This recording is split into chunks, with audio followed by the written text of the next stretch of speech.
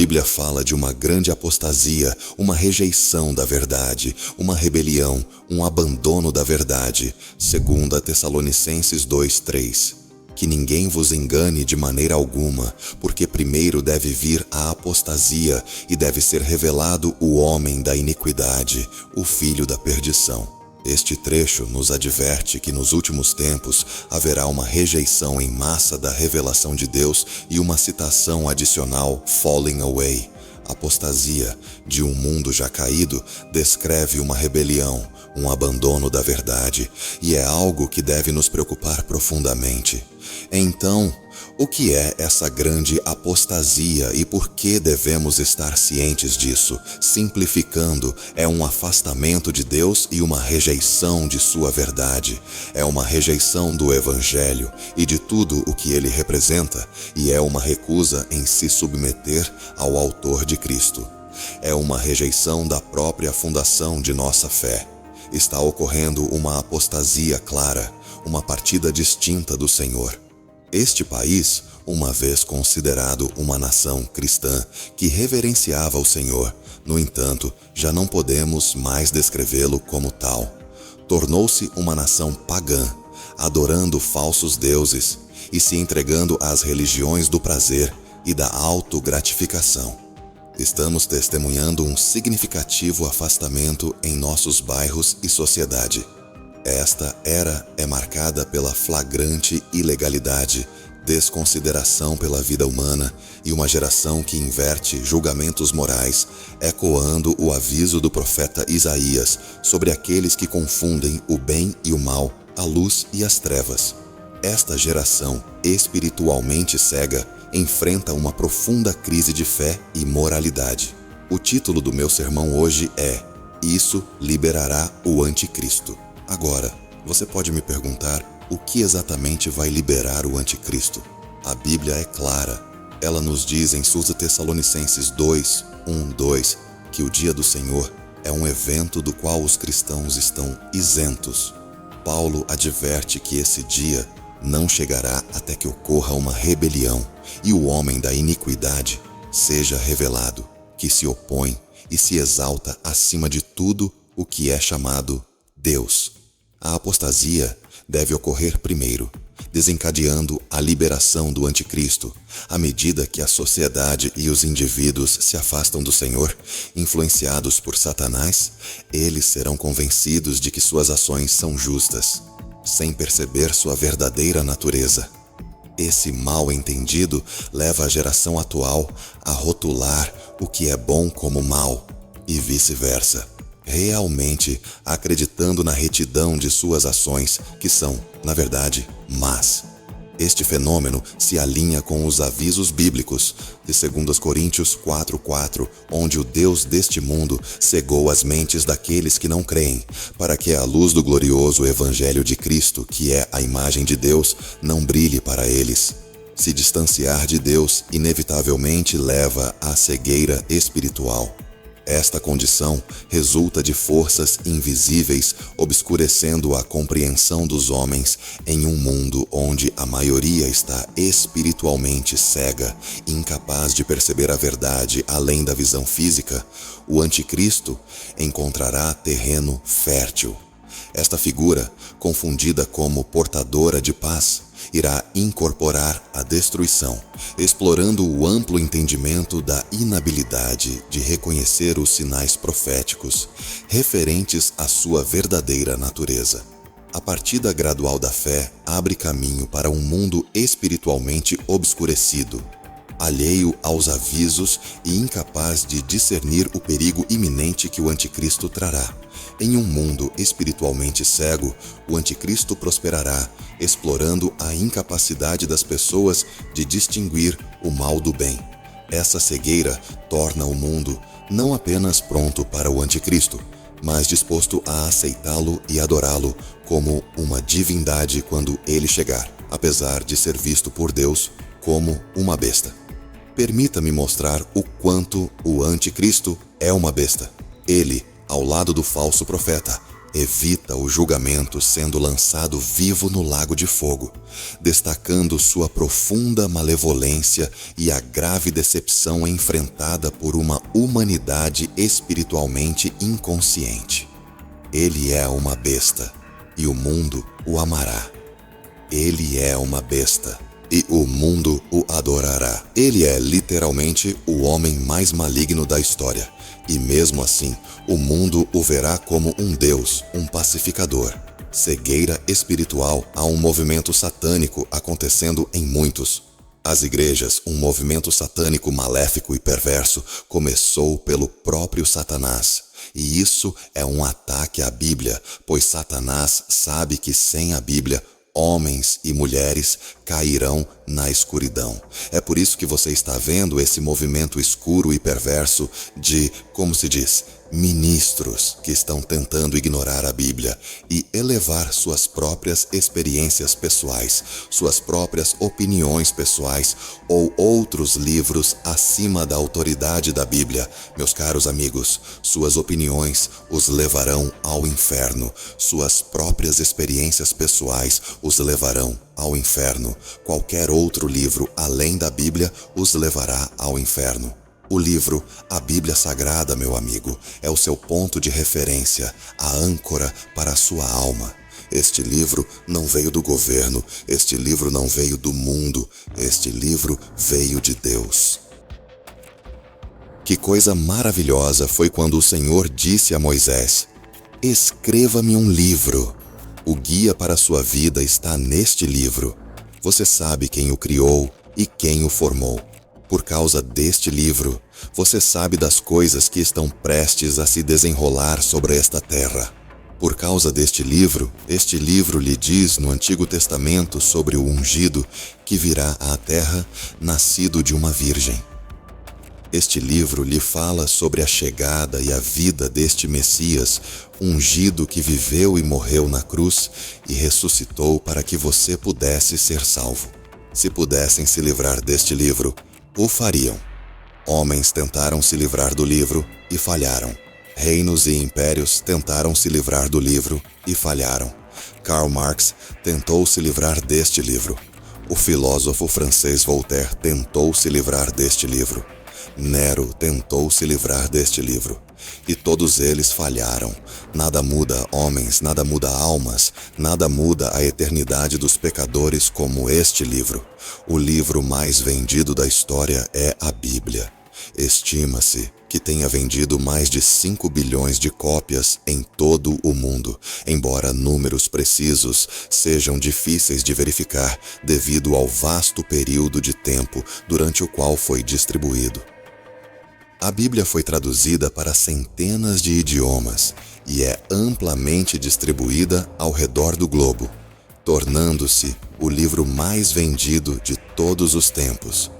A grande apostasia está acontecendo e a única coisa que irá protegê-lo da decepção dos últimos dias é este único livro, a Bíblia. Em primeiro lugar, é importante destacar que há um debate entre os estudiosos da Bíblia quanto ao significado da grande apostasia em 2 Tessalonicenses 2:3. Alguns estudiosos argumentam que se refere a uma apostasia entre aqueles que antes seguiam a Deus, enquanto outros acreditam que é uma rebelião mundial geral. Embora haja argumentos convincentes de ambos os lados, acredito que o apóstolo Paulo, aqui em 2 Tessalonicenses 2:3, pode ter ambos em mente, pois há evidências de cada um nos últimos tempos. Portanto, vamos analisar ambas as perspectivas sobre a grande apostasia. Perspectiva número 1, uma apostasia mundial. Ao olharmos para o mundo ao nosso redor, não é difícil perceber que estamos vivendo em um tempo de grande decadência moral e escuridão espiritual. E isso se deve ao fato de que o mundo em geral está se afastando cada vez mais da verdade de Deus. Os valores e princípios que antes mantinham nossas sociedades unidas estão sendo minados e descartados, e estamos testemunhando um aumento da maldade, imoralidade e ilegalidade. Cada vez mais pessoas não acreditam mais em Deus, e nossa sociedade alcançou indiscutivelmente níveis de imoralidade de Sodoma e Gomorra.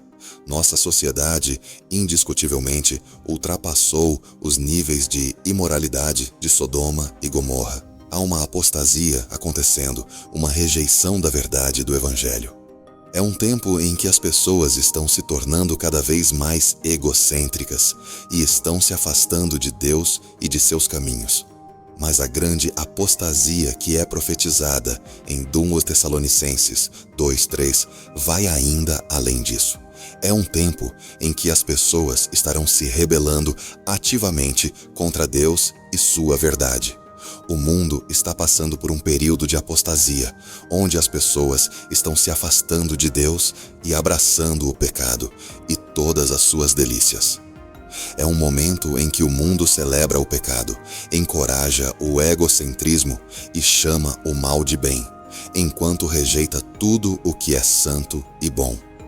Estamos vivendo em um mundo que está constantemente nos bombardeando com mensagens que promovem o egoísmo e o egocentrismo.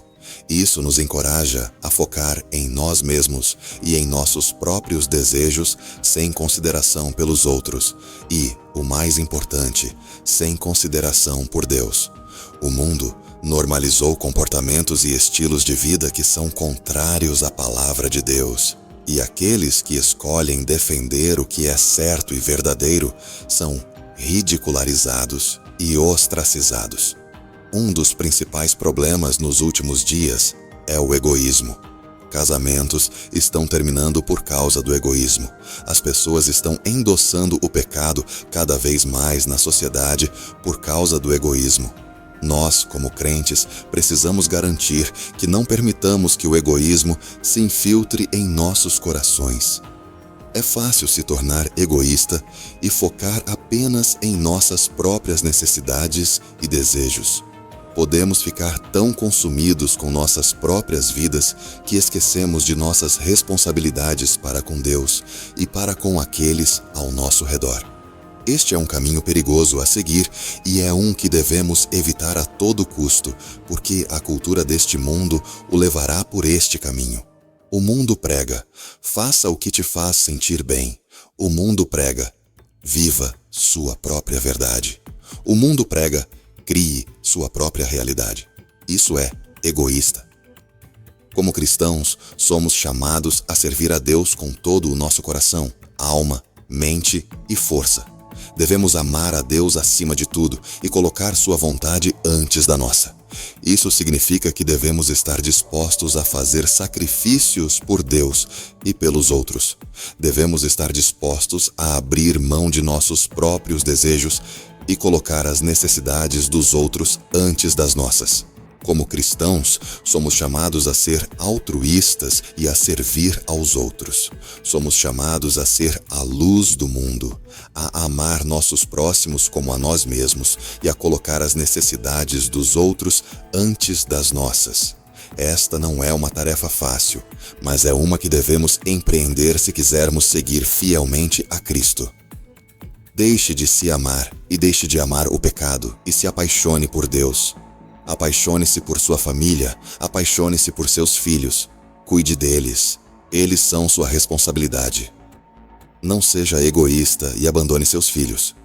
Crie-os sabendo do Senhor. Crie-os sabendo do Deus de Abraão. Digo isso porque estamos vivendo em uma cultura que encoraja o egoísmo. O mundo nos encoraja a indulgir em nossos desejos pecaminosos, a buscar prazer a todo custo e a viver a vida em nossos próprios termos, em vez dos termos que nos foram dados na palavra de Deus. Isso promove uma cultura de egoísmo e autoindulgência, onde os desejos pessoais são colocados acima de tudo, mesmo que isso signifique ignorar as consequências para si mesmo e para os outros. Como cristãos, somos chamados a resistir a essa mentalidade mundana e a viver de acordo com os princípios e valores estabelecidos na palavra de Deus. Devemos buscar a santidade e a justiça, mesmo que isso signifique ir contra a correnteza da cultura atual. É importante lembrar que o egoísmo não só afeta nossas relações com os outros, mas também nossa relação com Deus. Quando colocamos nossos próprios desejos e interesses acima dos de Deus, estamos colocando ídolos em nosso coração e nos afastando da comunhão com Ele. Portanto, devemos estar vigilantes contra o egoísmo e buscar constantemente a vontade de Deus em todas as áreas de nossas vidas. Somente ao colocarmos Deus no centro de nossas vidas e buscarmos servi-lo com todo o nosso coração, podemos verdadeiramente encontrar a plenitude e a realização que tanto buscamos. O mundo nos diz que não há nada de errado em satisfazer nossos desejos e luxúrias, que devemos fazer o que nos faz feliz. Como cristãos, somos chamados a ser separados do mundo, chamados a ser santos como Deus é santo, a viver uma vida que lhe seja agradável. Somos chamados a amar uns aos outros, a servir uns aos outros e a colocar os outros antes de nós mesmos. Somos chamados a resistir ao diabo e todas as suas tentações e a permanecer firmes em nossa fé. Nestes tempos, é crucial para nós guardarmos nossos corações e mentes contra a influência do mundo. Precisamos ser vigilantes em nossa busca por retidão e santidade, e precisamos nos cercar de outros crentes que nos encorajem e fortaleçam em nossa fé. Estamos vivendo em um mundo que está se tornando ainda mais caído. Estamos testemunhando a grande apostasia. Agora, vamos explorar a segunda perspectiva de que a grande apostasia se refere a uma apostasia entre aqueles que antes seguiam a Deus. As Escrituras ensinam que haverá uma grande apostasia nos últimos tempos, onde muitos que antes professavam fé em Jesus Cristo a abandonarão. E acredito que isso ocorrerá em duas formas. A primeira forma é que haverá pessoas que antes estavam na fé e depois a abandonaram completamente. A segunda forma é através de igrejas que seguem doutrinas de demônios e seguem espíritos sedutores. Igreja que afirma que Jesus era tanto homem quanto Deus. Além disso, quase um terço dos evangélicos na pesquisa concordaram que Jesus não é Deus, em comparação com 65% que disseram Jesus é o primeiro e maior ser criado por Deus. Esta doutrina tem sido aceita por muitos no corpo de Cristo e é uma tentativa de corromper nosso entendimento das verdades bíblicas. Doutrina sólida é literalmente a diferença entre o céu e o inferno. Fiquei chocado ao ler este artigo que quase um terço dos evangélicos na pesquisa concordaram que Jesus não é Deus, em comparação com 65% que disseram Jesus é o primeiro e maior ser criado por Deus. Eles estão adorando outro Jesus e não o Jesus desta Bíblia. Não é de admirar que Jesus tenha dito que nem todos os que o chamam de Senhor entrarão no reino de Deus. Encorajo-vos a ler a vossa Bíblia para estarem enraizados em doutrina sólida. Não se afastem da fé. Existem tantos espíritos sedutores por aí, mas protejam-se apaixonando-se pela Bíblia. Protejam-se conhecendo a vossa Bíblia. Protejam-se com doutrina sólida. Jesus Cristo não é um ser criado ou a primeira criação. João capítulo 1, versículo 1, nos diz que no princípio era o Verbo estava com Deus e o Verbo era Deus. Jesus Cristo não é uma criatura de Deus, Ele é Deus, Ele mesmo. Se formos privados dessa compreensão, então nossa fé cristã é sem base. Jesus veio em carne, Ele era completamente humano e completamente divino. Mas essas visões não são verdadeiras sobre Jesus. Como você pode comparar o Criador a uma criação? Jesus Cristo é Deus. Ele veio em carne para morrer pelos nossos pecados e nos dar a esperança de vida eterna com Deus. Qualquer um que pregue contra essa verdade é um enganador e um anticristo.